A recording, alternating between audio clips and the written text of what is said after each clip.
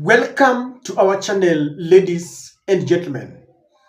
I don't know whether I'm the only one who is realizing that William Ruto is slowly becoming lonely. Lonely in the sense that the clamor with which he started his presidency, being the new kid on the block, in Africa, he wanted to present himself as the new Pan-Africanist. At the global level, is one of the most educated African presidents. He's the one who's championing for climate change in Africa. No, he was given a forum at the European Union Parliament to go and address them. Only later, the UK and the US voted against his wishes. He's been to the US after an invitation, one of the greatest accolades in his life, and he was given. I remember Joe Biden donated some a minute or so and gave him an opportunity to sit on that high table of the president of the US. But he's losing friends, if you ask me. I want us to begin by reading this tweet here. For the first time in the history of our nation, Kenya, none of the judiciary officials attended Ruto's Mashujaa Day in Kwale. Many ambassadors and high commissioners were absent besides being invited. For the first time in the history of Kenya, no president in the world sent the message of goodwill to the people of Kenya through president. Kenya is headed to the dogs. Many a times when I get such kind of publication, I would want to verify because we have haters. Wale tunaita kamati ya roho chafu. Yeah, people tend to take sides. There are those people who just hate William Ruto. There are others who just hate Raila Odinga. Others just hate Rigathi Gachagua. I hate all politicians, and I'll tell you why. So I decided to look at our prefect, Meg Whitman. On her Twitter handle, I wanted to know because those dignitaries, whenever they attend any function, they would post. Because that publication is saying that no ambassador attended. Of course, I was not very keen to see whether there were some ambassadors. But if you go to Meg Whitman's page, the last she posted on her page on 17th, and that was an event where she visited Kisii, and she met one of the most skilled guys who is making very beautiful things. They're using the Kisii soft stone. So she didn't even talk about the Mashujaa Day, leave alone attending. I could be wrong, but she didn't. Then I went to the page of Martha Koome, the Chief Justice. Madam Martha Koome only wished Kenyans a wonderful Mashujaa Day, just saying, I join my fellow compatriots in celebrating Mashujaa Day 2024, a day that reminds us of the immense sacrifices made by our nation's heroes in shaping the social, economic, and political transformation of our country. It's a long thing. There is no picture of maybe she being there or her being there, because many times when she attends, or if she had attended, she would have the pictures of that occasion.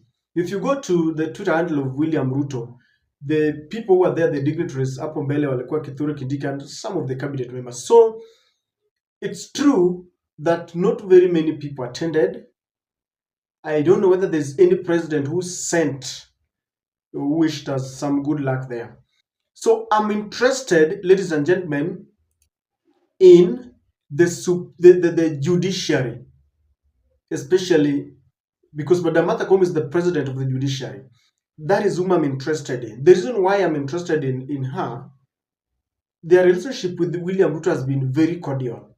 I remember at some point when she attended some holiday, that was, I think, the penultimate Mashujaa Day. She was in a new vehicle, brand new. Was it a Mercedes Benz or something? And Kenyans were complaining that we are living in a country where we don't have money, yet CJ Koome is adding on top of very many fleet cars or sport cars that she has, William Ruto has decided to buy for her another one. But this time round, she missed. And that is something I want to talk about. It is not, very easy for the judiciary to miss an event such as that. Why do you think Madam Martha Koome and the entire group missed that occasion? Mashujaa Day is a day that we celebrate, and she should have joined William Ruto in Kwale. And without much ado, I want to tell you why I believe Madam Martha Koome boycotted or skipped that occasion. Number one, this is coming against the backdrop of this war between William Ruto and Rigathi Gachagua. And William Ruto is trying to bully his way.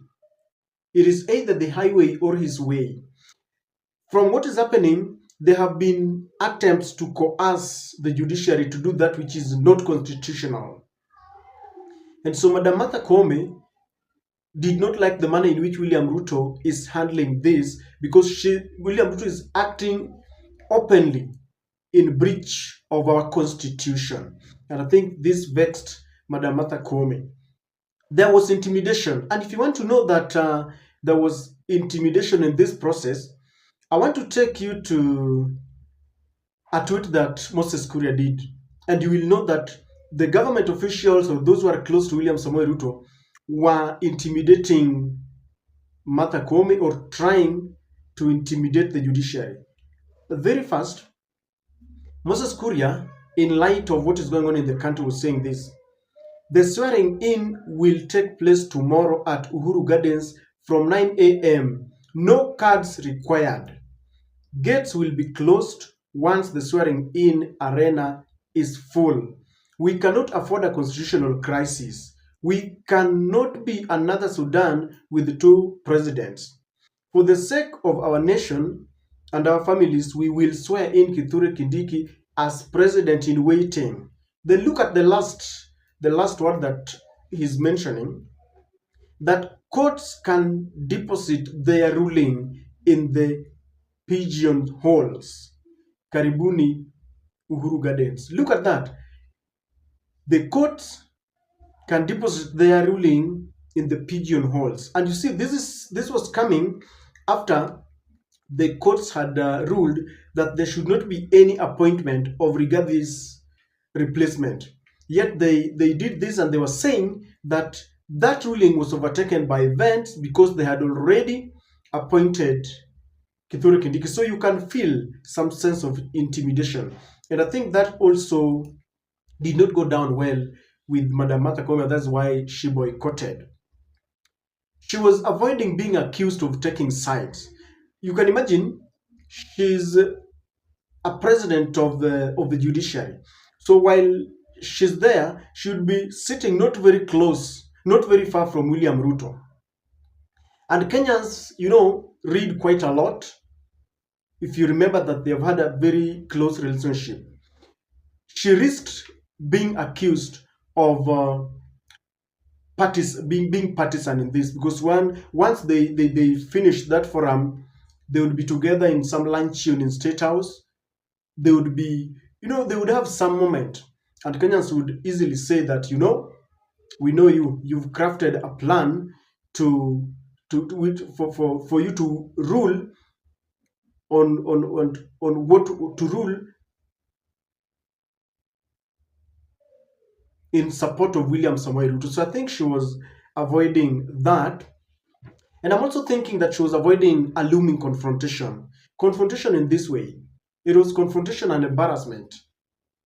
If she had been there, and then maybe DP Rigathi Gachagua storms the place. I'm calling it storm because he was unwanted there. He was saying that all airlines had been instructed that he should not be allowed to travel with them. So assuming he reached there, and then they are together with Kithure Kindiki in the presence of the Madam Martha Koome, who has the case, because the case is with the judiciary. That kind of confrontation, and maybe in Ruto's speech, Ruto would stand and say, I know we have faith in our courts, that they are going to fast track this thing so that Kithure can be sworn in. Maybe Gachagua pia Akupale is saying we believe in our courts. There was going to be a moment of embarrassment because the person at the center of everything is Madam Martha Koome, and I believe that that is the reason why she boycotted.